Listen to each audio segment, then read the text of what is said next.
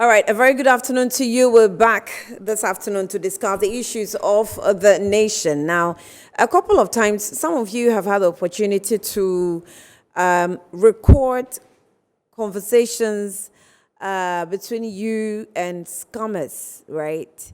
You know, cyber activities that go on, and you get the chance to record them and share them on social media. And sometimes they are really, really funny, but the reality is that it's real. It's ongoing. They get sophisticated by the time, by the day, by the year. And so we cannot do anything but to talk about it, okay? So today we are turning our attention on cybercrime and cyber activities this afternoon on Good Afternoon Ghana. We'll be having a guest in the studio with us. It's a conference that's going to happen in Ghana. And I can say that it's under the auspices of the Communications Ministry. And so we're putting in some attention to see how really what that means. How is that going to impact on us? Is it very important in our lives today? Are we going to benefit from it? How can we participate in that? All that will be answered on the platform today. So stay with us as I will have my guest with me, join me on the platform in the person of Chris Painter. Chris Painter is the president of Global, it says GFCE Foundation Board. He's the president. He will join us here on the platform. We'll talk more about what this conference is all about. Really, it's cyber and the crimes associated with it. We'll be back shortly after this break. We'll get talking.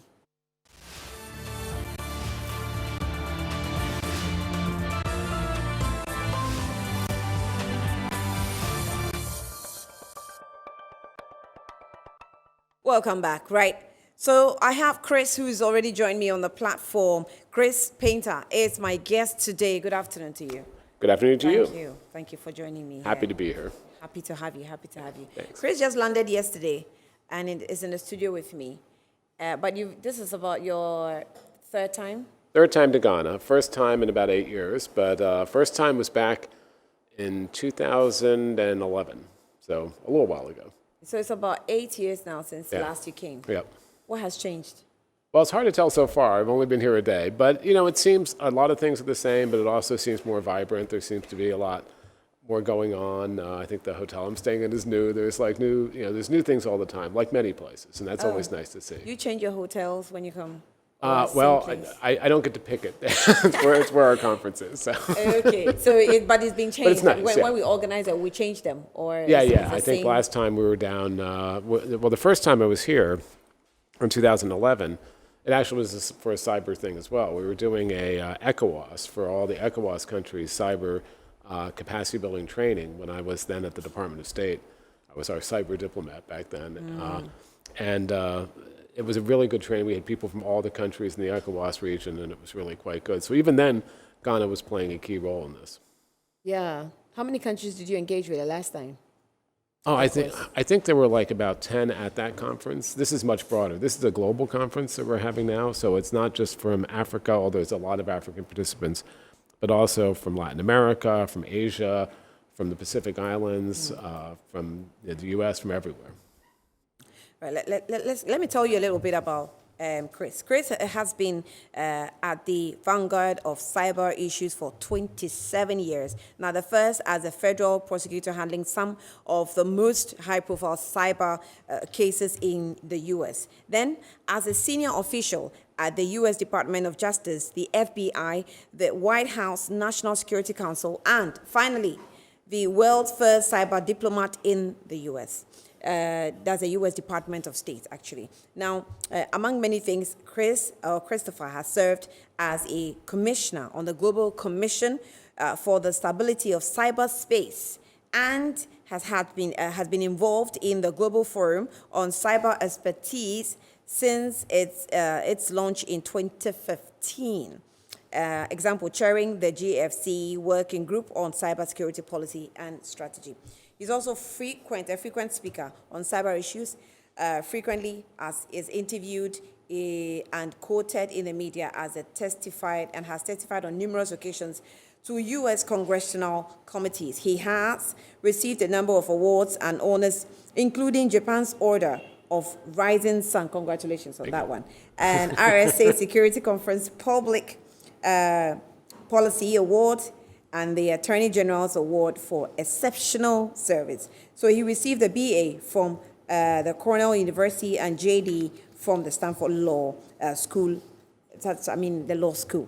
So, well, that is the person we're having a discussion with today. Definitely, you can't have any better person on cyber than Chris this afternoon. So thank you once again for joining us. Now, of course, everybody will ask, in a developing world like ours, a lot of people are not so enlightened about cyber and its crimes, even though I like the fact that people are getting more and more interested in cyber activities, yes. But from your expertise, we'd like you to take us through what is cyber, what exactly goes on in that space. Yeah, I think if we move back a little bit, everyone now is dependent on technology for everything. You use your cell phone for everything every day. You do banking online, you do communication online. Critical infrastructure, we call critical infrastructure, things like dams and water and power supplies are increasingly controlled by cyber means. So we're really dependent on this technology, on cyber writ large, and on the internet more specifically, as everything is connected. And that means not just developed countries, but developing countries. And indeed, developing countries in some ways have leapfrogged the developed countries because they're developing more innovative banking systems and other things. I remember there was one in East Africa that was even above the US a few years ago. So we become very dependent on it. Unfortunately, with the good comes the bad. And there have been many, many cyber attacks over the years. And I've seen that now. I've been doing this 33 years, which means two things. One, I'm old. But two, it also means that I've seen the perspective of how this has gone from the point when people didn't really care about it much because they weren't relying on it and they thought of hackers as sort of Robin Hoods kind of things. Yeah. To today where, it really makes an impact in your life. If someone steals your information, it affects your privacy. If someone steals your money, it affects your pocketbook. If someone interferes with the company and the continuity of that company or the government, that could have wide-ranging effects. So, I think it is for everyone to be worried about, not worried about to be scared, but worried about to say this is something we need to handle, this is something we need to tackle. And the way I look at cybersecurity is it's not an end in itself. It is the platform, the foundation for us not just to fight all the bad things we see, but also to do all the good things we want to do on the internet, to have all the digital growth, all the things that countries, including developing countries in Africa, are really hooking their future to. We need to make sure that's ensured by having good cybersecurity and good protection of our systems and policies around it so we can move forward. So how are we faring with developing countries? I think, this because today, yeah. Sometimes we receive threats or we have the indication that, well, as for Ghana, if the U.S. wants to get into our documents within a split seconds, they can do that. I think every country, look, there's various kinds of cyber activity. There's nation-state activity, there's criminal activity, there's criminals who are acting on behalf of nation-states. There's a whole range of stuff out there. There's transnational organized crime. There's really lots of stuff. But I think the key thing here is that no matter who the actor is and no matter what the activity is, it's important for us to take precautions to build up those systems and those response capabilities so that we're ready for it and that we can both counter it and protect ourselves. And that's, that cybersecurity part of it raises all boats. It makes us more secure across the board. Mm-hmm. Yes, it's true that very dedicated, very sophisticated actors may still get through. But if we do the things we need to do, we'll block out more than 85% of this activity, I think. So we do have a conference coming up, right? We'll get more into these issues, but the conference is GC3B, right? GC3B. Yeah, rolls off your tongue, right? It does. It does. So it stands for Global Conference on Cyber Capacity and Building. Right. So the C's are three. And that's what makes the abbreviation GC3B. So Global Conference on Cyber Capacity Building, right? Why is this necessary? Well, I mentioned how important having good cybersecurity is. And unfortunately, there's a real disparity around the world. Many countries are advanced. Even the advanced countries are struggling a bit. But many countries, including especially in the global south, are pretty far behind the curve. They don't have policies in place. They don't have strategies. I mean, Ghana, I think, is doing pretty well in terms of policies and having an agency that does this. Not every country has that. And what I hear constantly from countries is, look, there's lots of things we need to discuss. There's lots of policies we need to discuss in the UN and other places, but the number one thing we need is help. We need help creating these structures. We need help prioritizing this issue. And that's what capacity building is. So the idea of the GC3B is to really put a spotlight, a focus on that, a laser focus that this is an important issue. We need to really prioritize capacity building. Another point of it is, there's a traditional, what we call the development community. They help with power plants, and they help with water, and they help with food supply. That's great. People like the World Bank, who's a co-host of the conference with us, and USAID and others, and that's really important work. But traditionally, they haven't thought about the cyber domain. And the cyber people haven't thought about the traditional development domain. Mm-hmm. So if you bring those two together, if everything's being controlled by cyber means now, and the effectiveness and the flourishing of them is dependent on good cybersecurity, if you bring those communities together, you unlock more resources, more priority, and more attention, and it really makes us stronger. So that's really one of the big points of the conference, to do that and to launch an action plan coming out of that. So it says that the GC3B is the first global conference on cyber building, and it's scheduled for 29th to 30th of November in Accra, Ghana. So it's just this week. You don't want to miss out. It's just about a day to the conference. So to mainstream cyber resilience and capacity building, the GC3B brings together high-level leaders, experts on cybersecurity capacity building, and the international development and community from around the world. Attending the conference offers them the opportunity to work in common goals and solutions. Absolutely. In a place like Ghana and maybe some other developing African countries, I'm always very concerned about them because they are not so high tech when it comes to cyber, the utilization of the space. So, how do you expect that at such a conference, leaders of these countries will certainly understand some of the technicalities that will be shared at this conference and will be able to? Sure. I've often said you don't need to be a coder. You don't need to be a programmer to understand the social implications of having good cybersecurity, the economic implications, and even the geopolitical implications.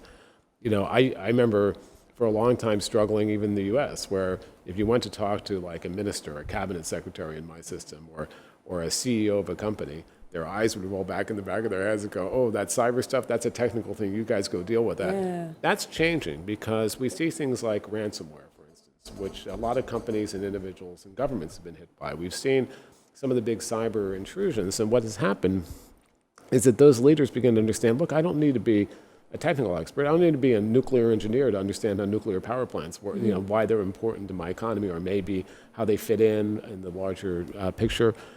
I have to understand, I need translators. I need to understand why this is important to me, and increasingly those officials are, because it is important to the economy. It is important to social interaction and growth. They don't have to be schooled in the particulars, but what the conference aims to do is to talk about the various areas here, the various pillars where we're trying to make progress, and how we can galvanize together to do that. Give me a hint of how that works. How examples of maybe this various areas or pillars that even though I don't have to understand decoding or whatever the cyber situation is, what some of the basic things that as a leader I should know? Because if I want people to answer to me on cyber tasks I'm giving out, I need to also appreciate to a certain degree how it works. So well, in part for companies, identifying what what your core assets are, the things you're trying to protect, and what might be at risk from a cyber attack, right? Just like you would in the physical world. You might say, well, here's jewelry, here's other things, I want to lock this away. Identifying what your key things. Same for government. What are the things you're trying to protect? What are the services that you're offering to the public that if they get interrupted by a cyber attack could have real consequences, real physical consequences? So I think that's part of the solution. But part of it is, and the pillars of the conference are focused on things like how can we get this community, the cyber people, the cyber, whatever you want to call them, cognoscenti, cyber gypsies, whatever you want to call them, and the traditional development people who speak different languages to some extent, come together so that there is this understanding, okay, One language. we need to do this. Yeah, one language, we need to do this because it helps us build better power supplies and water supplies, a better financial system for countries, and including in the developing world. So that's a core pillar. Another is, one of the issues is, to the extent we've given a lot of cyber capacity building over the years, it can't just be a big country saying, we're going to give you this program. You should be grateful to us, here's your big program. If that country doesn't need it, it has to be demand driven. It has to really be focused on not just globally, but on the region. What is it that's needed by that country? We need to talk to the countries. That's what my organization does, the GFC, the Global Forum on Cyber Expertise. Ghana is a member of it. 60 countries. The Global Forum? Yeah, 60 Okay. countries, a number of civil society groups, academia, the private sector are all part of this group. It's over 200 members and partners, and so we're focused on that. Another pillar is better partnerships and coordination. The resources, sadly, are not enough to meet the demand in this area. There's so much demand, and the resources are still pretty small. So we have to have a good coordination to make sure we're making the most effective use of those resources. And then finally, really to unlock more resources. Get more resources where the demand is so high, where countries now increasingly, especially in this region, have come forward and say, we need this help. Can you help us do this? Can you help us do it in a sustainable way? We need the ability to do that and the resources to do that. Do we have okay, let me put the question this way. sure. On Global Forum, Yeah. it's made up of about 60 countries. About 60 countries, a couple dozen companies, and a bunch of civil society groups and organizations and academia. A really huge group. Yeah. What specifically happens there? So we call this a multi-stakeholder group. Exactly. Because there's multi-stakeholders, Because it's right? a global forum. There's not just governments. And the reason that's so important, and look, I used to be a government stakeholder. Now I'm not a government stakeholder. I know that different parts of society have different possibilities, different capabilities, and bringing them together is really effective, and bringing them together all over the world is effective. So what that group does is, among other things, focuses on things like national strategies, countries having national strategies. A lot of countries don't have those. Building a computer emergency response team at a national level. They're like the ambulances or the hospitals on the internet. Helping with cybercrime and having good laws, et cetera. Africa has the Malibu Convention, and Ghana is also signed into the Budapest Convention for cybercrime. So Ghana is pretty good in that, but a lot of countries aren't, right? And so, and then education, training, and awareness, which is important for populace. So we have that. We have working groups. We have a portal called the Sybil portal, which has over 800 now products and best practices. So it is available to everyone. You can access it. It doesn't, it's not just for the members. And we do a matchmaker function. If a country comes to us and says, look, we need help, we don't know where to turn. So we'll say, okay, we'll match you up with the donors and the implementers and the other people in the ecosystem who can help you do what you need to do and follow through. And so all of those things are activities. And recently, my organization is based in The Hague. I live it's still in the US, but my organization is based in The Hague. And we now started doing regional hubs. So we've launched one in the Pacific Islands, one in ASEAN, one in concert with the OAS, the Organization for American States in Latin America, and one here. We're launching an African hub too. So all of those means we have both a global presence and a more regional presence. If any country, is not building capacity on cyber, does that country fail to be recognized as a developing country? I think it hurts any country for a couple of reasons. One, I know from long experience, having done cases for years on this, that criminals and other cyber attackers are pretty smart people. There's some dumb ones. You always like the dumb ones, right? You always can find the dumb ones. But there's some. I remember when I was a prosecutor, there was a bank robber who wore a mask, but he left his name tag on. He worked at a store next door, so he left it on. So that was good. We caught him pretty easily. But there are a lot who are pretty smart.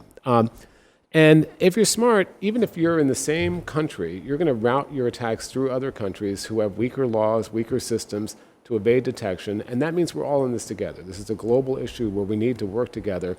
And we can't have any country being the weakest link. And it also, I think, hurts that, when people are talking about foreign investment in the country, if they're worried about all their stuff like leaving through the internet, that's a problem. So having good cybersecurity helps ensure more investment in the country. It also helps, as I said, with social and economic growth more generally. So yeah, I think a country risks a lot by not taking this seriously. We risk a lot if we don't take it seriously. Because it's part of the pathway to the future, frankly. As you know, Ghana has made cybersecurity a key part of its digital strategy. If the future is digitization, if that's where the future lies, now it's not going to be the only future. We're going to still want to talk to each other. We're still going to have physical products. But if this is the future for economic growth, for developing countries around the world and developed countries, if you have a weak spot in that, that's going to hurt you. Who is determining that that's the future for economic growth? Cyber is a future. I think a lot of the countries are. Who is determining that? I think a lot of the countries themselves are, I can go through not just the developing world, but the developed world, and almost every country now has aspirations to become a digital player. Yeah. And they recognize that increasingly, including with things like AI and other things coming down the pike, that they need to play in this space and they need to have the ability to compete. Now, some countries were really early on, like Estonia, small country, punching way above its weight. But I think more and more understanding that this is important. So if we're slow, just making it clear that a country like Ghana, if we're slow in taking space in the cyber area, we're going to lose out. I don't think they've been that slow. I think, if I compare them from a lot of other countries, I think they've done very well in terms of they're taking it seriously. They've created an agency. They're hosting this conference. I mean, exactly. One of the reasons I was going to ask you what we did to earn that. Well, first of all, Ghana has been a member of the Global Forum on Cyber Expertise for a few years now, and they've been very active. So that's one.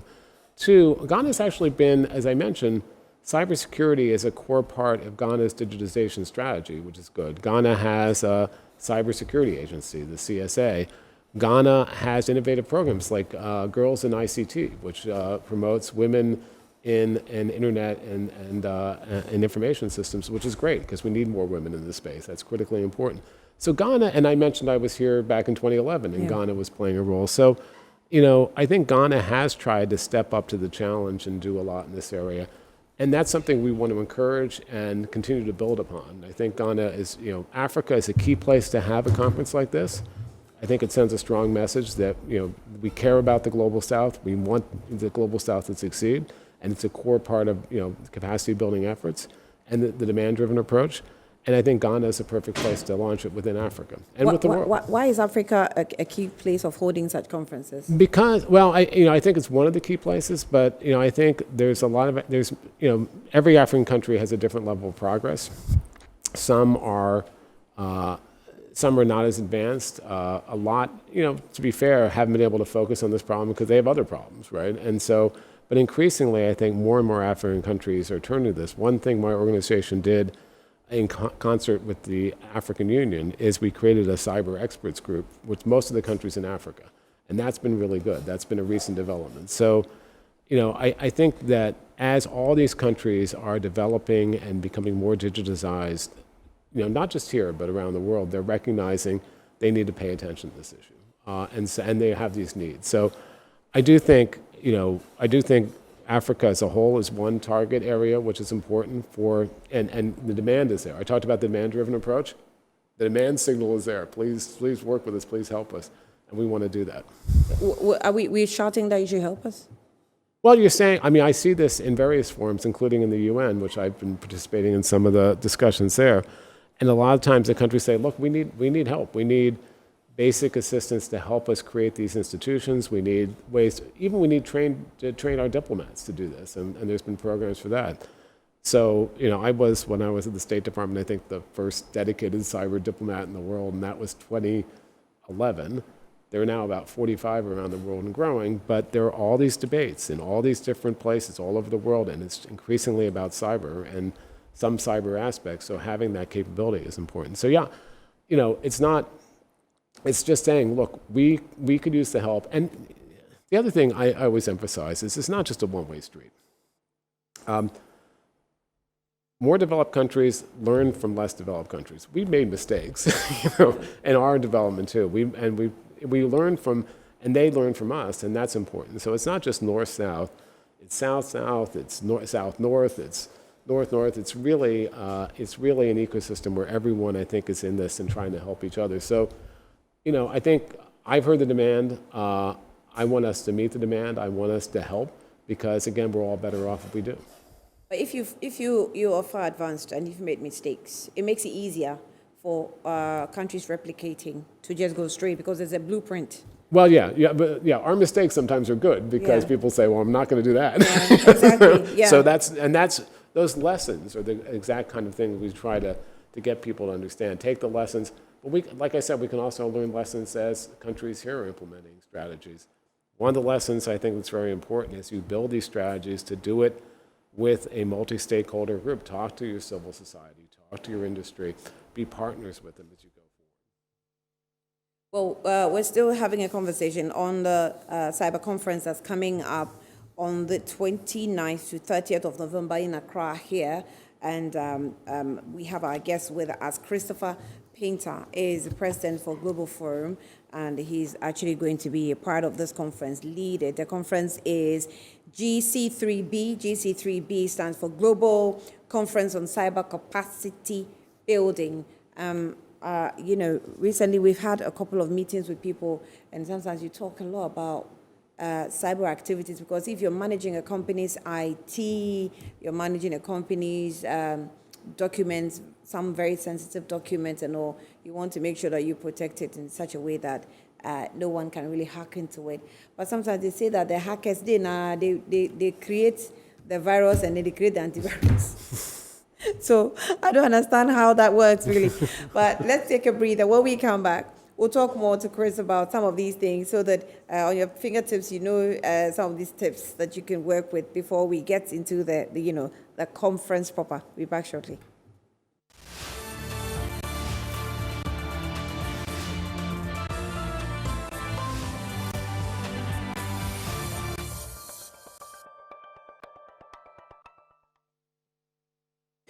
All right, welcome back to Good Afternoon, Ghana. And we're still in the studio with Christopher Painter, who's the president for Global Forum, the organizers of the GC3B conference coming up. It's a cyber conference, namely Global Conference on Cyber Capacity Building. Now, we talk about AI, artificial intelligence, lately. Everybody seems to be talking about AI. A lot of things going on within the AI space. Yeah. And I'm wondering, has it anything to do with cyber? What is explain to us? Yeah, I mean, AI is a very promising technology, and look, it's getting a lot of hype too. I mean, there's real progress that's been made. There's also a lot of speculation too. That's just the way things work. But it's a really, I think, important technology, and it just like cyber and internet connectivity, I think it offers great promise. It could help our societies a lot.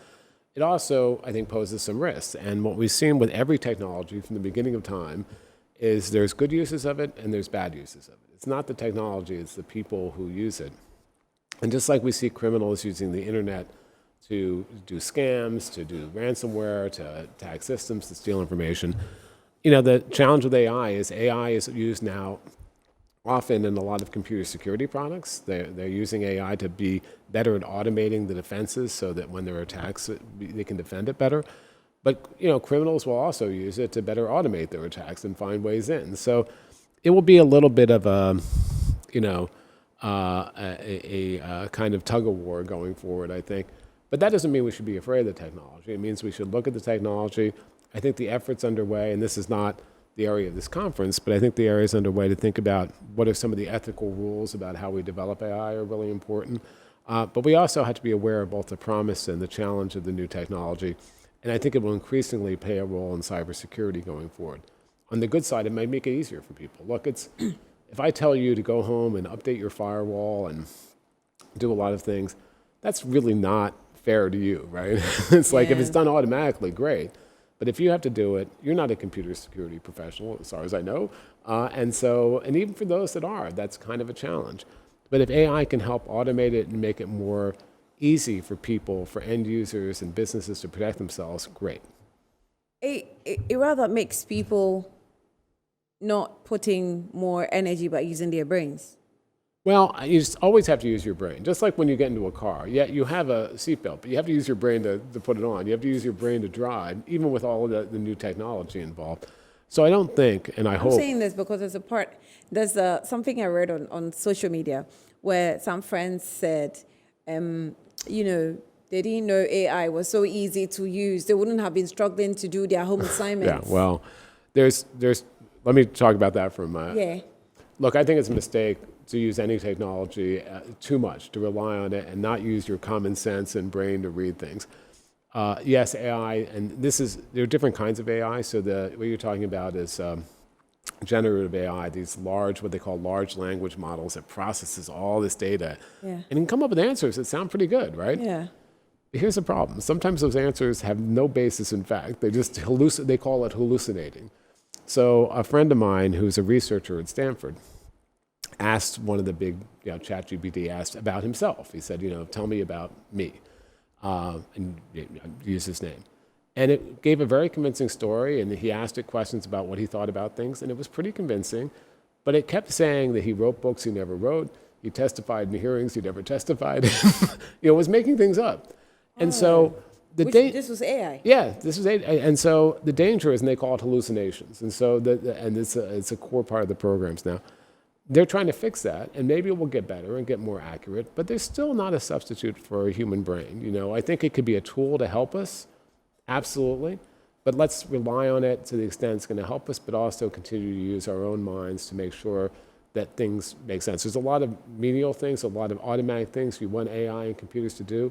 There are things you want humans in the loop for, absolutely. You want the judgment that humans have that AI has not developed yet. So maybe someday science fiction will prevail and it will be totally different, but we're not there yet. And so we need to be cautious, but at the same time, use it in the ways that we can use it. Are you going to talk about this at the conference? Well, AI is not really a core focus of the conference. I'm sure AI will come up to some Still on extent in cyber. some of the things because it's just in the context of cybersecurity. Yeah.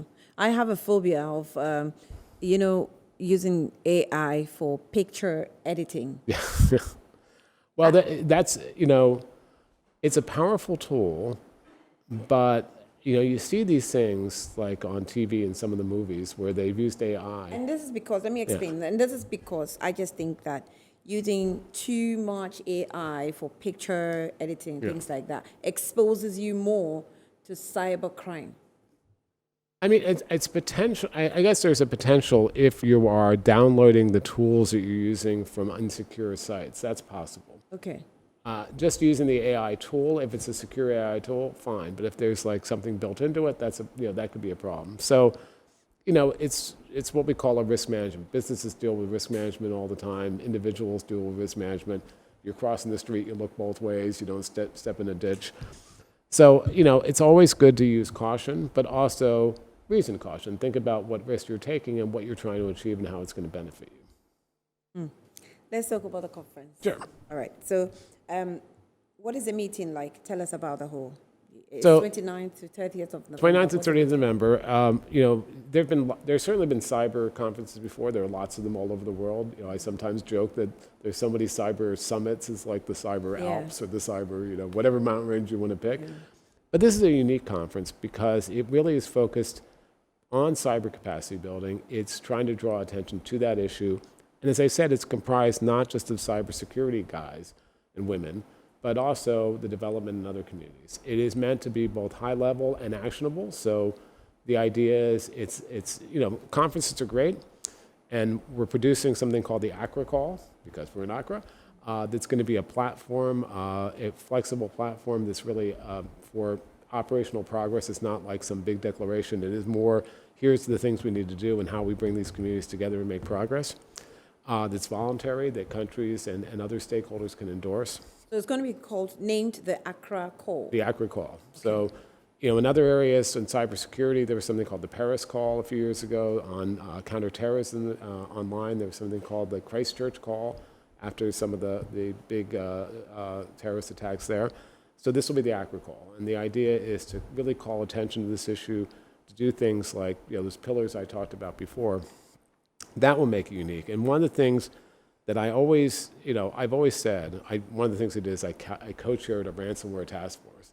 And when they asked me to co-chair this, and we came out with a report a week before the big Colonial Pipelines attack in the U.S. where people had to stand in line for gas. And look, I've been doing cyber for a long time, and trying to get people to take this seriously was always hard.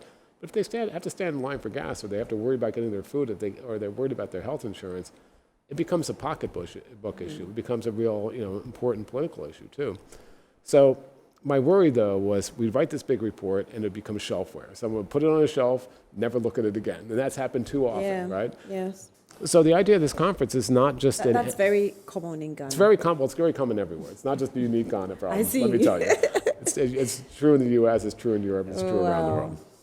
So the idea is we produce this declaration, we have this conference, and it really is the start of a process that focuses attention on this, that the Ghana, the Accra Declaration, or Accra Call will be something that will be taking forward, that more and more people will endorse and move forward on and voluntarily do certain actions within it, that in a couple of years' time we'll be able to evaluate this and see where we are. Evaluate it not just in a couple of years, but along the way, to making sure we're actually making actionable progress and it's not just a document on a shelf. That's the idea. So it is a conference, but it is also a launching point. What became of the Paris call? Paris Call is still very active. So that's a good example. They have something called the Paris Peace Forum every year in Paris, and I was just at that recently. And that focused on a lot of different issues, but the Paris Call was around, it's the Paris Call for Trust and Security in Cyberspace, it's called.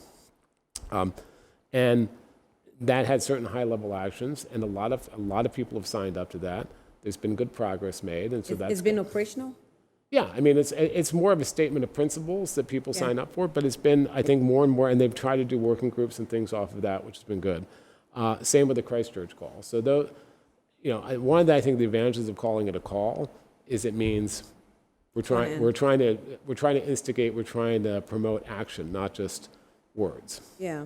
But I want to believe that what's going to happen in the Accra call. I want to too. I hope so. That's our whole point. I mean, that, success for us will not just be having a great conference here in Accra, but the follow-up and the execution on this Accra call, and bring these communities together and really trying to meet the need that's out there to help countries with these policies, help countries really do better cybersecurity, and ultimately help countries succeed more generally. Is there a need for countries like mine hosting this conference, to be more inclined with educating or creating the educational space for cyber lessons, AI lessons, because our curriculum seem to have a shift, a drastic shift for that matter. Yeah, I think there are two issues you mentioned there. One is, it turns out that the cyber workforce, there's literally hundreds of thousands of open jobs. There's not enough people to fill them, not just here, but in the U.S. and other places around the world. So we need to do better in training people who are professionals in this. So that workforce development is one key aspect. And I hope this does galvanize countries in this region, but also around the world to pay attention to that. The other is the kind of cyber awareness that I think you mentioned, that you don't want people to look at this topic and say, oh, I don't really understand this. You want it to be a mainstream topic, like, okay, I get it, I know what I need to do. And you need to start building that in my view, even in grade school, right? You need to start early, because a lot of people are exposed to these technologies when they're, in grade school, and they're exposed to these risks when they're in grade school. So when I was in the U.S., we had something called the National Initiative for Cyber Education, the NICE initiative. I didn't name it. What is it called? The National Initiative for Cyber Education. Oh. The NICE initiative. NICE initiative. Okay. And we launched that when I was still at the White House back in 2009 under Obama. And that has been a platform to getting more education in schools, also looking at higher education. Has it done enough yet? No, there's still tons to do. Other countries have cyber awareness programs, and they're focusing on how you can help K through 12, and then high school, and then college, and different messages you want to get. We even talked about how do you make this much more accessible to the public. If people are scared of cyber, why can't we have Smokey Bear in the U.S. for forest fires? That's a recognizable image. Can we come up with something so that people think, oh, I understand that. I understand the risks I face, to make it real to people. So I think we need to do a lot more of the mainstreaming of this issue, so people don't think of it some technical, magical issue. It's something they need to understand. But we'll need computers in our schools. Oh yeah, absolutely. Oh, absolutely. I mean, that's the other half of this. Cybersecurity is important and great, But connectivity is important too. You're not going to worry about cybersecurity if you don't have any way to connect to the internet. So one of the key challenges, and this is where the development community comes in too, is helping countries have better internet penetration, helping countries actually have more computers in schools. More Better and computers. cheap. Better and cheaper, yes. Yes. And ones that are secure too, right? That's a big challenge, but I think it's an important challenge. I think being on the internet and having access to all the stuff in the World Wide Web is something that is become more and more essential to people as they grow up, as they get educated. I was a couple of weeks ago in Geneva, and I went to the big CERN laboratory where the World Wide Web was created, and they first came up with it. And it was really interesting to see how much that's grown in just the number of years they've had it. The internet was created not that long ago. The World Wide Web, just about 10 years after that. And the amount of stuff that has happened and the amount of growth and the amount of reliance is stunning. But there's still about half the world doesn't have access, and that's not acceptable. We need to find ways to do that. Now, that's not a cybersecurity issue, but ultimately it's an access issue, and then cybersecurity, you can start building that in from the beginning. All right. So who you co-chair this conference? Yeah. Would have more countries. It's a global conference. Yeah, it's a global conference. So we have our GFC meeting the first day, the day before the conference. And we have regional meetings of all these hubs that I talked about. And then during the conference itself, we have different work streams and we have different regional meetings within that as well. So it's very much a global conference. So there are delegates really from all over the world. There are participants from all over the world. It will be live streamed, which is great. Some people. It'll be live streamed. Yeah, people will be participating, some remotely, but most of them here. I was going to ask if people want to join. How do they join? Yeah, I think. Well, Do we have to apply through any? Well, I think you can watch it Online. Without having to apply. And I think the access to watching it is on our website, on the conference website, which is www.gc3b.org. GC3B in small letters? Doesn't bother. Either one, I think when you type it's in. a website, yeah. Okay. .org. Okay. Org. That's ORG. And then there should be links to that for the live streams. ORG, in Ghana we say org. Org, yeah. Well, I say org too. But yeah. Okay. We say it in the US too. Yeah. So it's www.gc3b.org. Correct. Right. Yeah. So you can join online if you're really interested in cyber activities. And most of the young men in Ghana, I am so glad and proud to say that they're getting more interested in cyber activities. But what we really need to do is in the educational system, like what you mentioned in the US, maybe you need to help us. On how we can do that in our basic grade 9, educational system, so that the children will come. In fact, we call our important. babies computer babies. Yeah, well, and that will be, that's how they live now. I mean, I remember, there was a big conference back a number of years ago in London, and they had a youth conference and they had the main conference. I don't know why they split it up. And the youth conference, the head of the youth conference, the person they elected from the youth conference to come and speak at the main conference, said, I don't know why you old people keep talking about the cyber world. That's just a regular world to us. It's part of our lives, It's not separate. They're the same. And so we need to start thinking the same way. Yeah. So it's a regular world, cyber world is the same.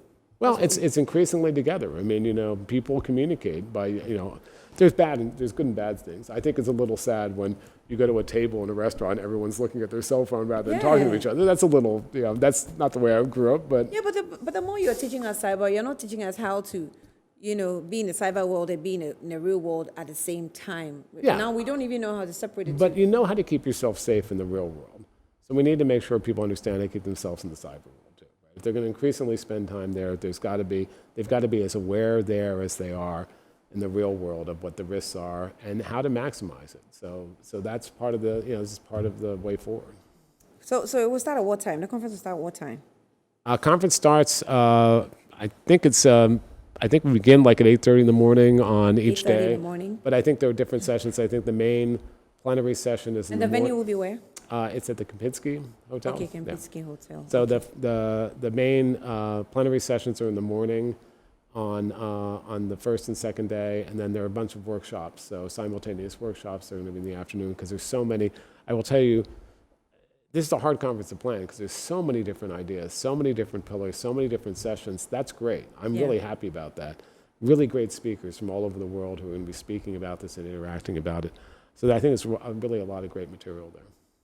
If you attend conferences a lot, you find that the smaller, sects or the groups, the cells, they form during the conference is actually more fun.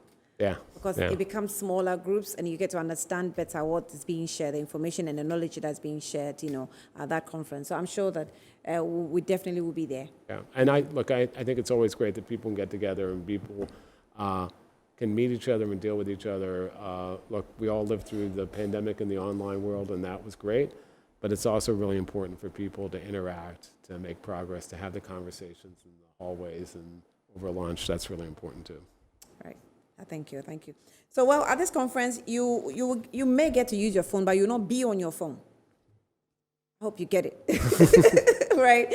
So, I've had my friend here with me, Nick Painter, who is actually the president of Christopher Painter, who is the president of Global Forum, and they're organizing the GC3B conference. It's a global conference, a big one at that, global conference on cyber capacity building, and it's actually being put together by our communication ministry. You know how the communication ministry has been quite active with cyber activities, and so I'm sure that they will support everything cyber to protect us as well and help other countries. I'm grateful that you came through. I'm grateful and good afternoon, Ghana. It's great to be here with you. Thank you. Thanks. It's great to have you too. We'll see you at the conference. It's happening on the 29th and to 30th of November, 2023, and at the Kempinski Hotel. So try and be there. If you cannot, the website has been given. It's www.gc3b.org or .org. Right? And I should say, to be there in person, I think you have to pre-register because we have a limited number of spaces, but online, as many people can get on as they can. So what's a limited number of registration? I think we have about 600 people there. So because we have people from all over the world. So there's some, and we have lots of high level and other people. So we had to limit it because we just don't have that much space. But people can certainly watch online. And there'll be things coming out of it. Okay, so Chris is saying the limited number is 600. It's a global conference. So the limited number is 600. You cannot take chances. If you miss out, to be very painful, you're in Ghana, you're missing out your own conference, your homeland. So try as much as possible to see if you can register if you want to be there. If not, to join online, right? And they're making available online because there can be a cyber, conference without online streaming. Yes, online streaming is very important. In fact, I think that will be the way the majority, because I do think, I have to check, but I think probably we're at the limit in registration already. We're probably over the limit, so because there's been so much interest in this. So I would recommend that people really look online, and then there'll be follow-up. We'll post some of the stuff that people can look afterwards. They don't have to necessarily watch it live. There'll be stuff that will be available afterwards too.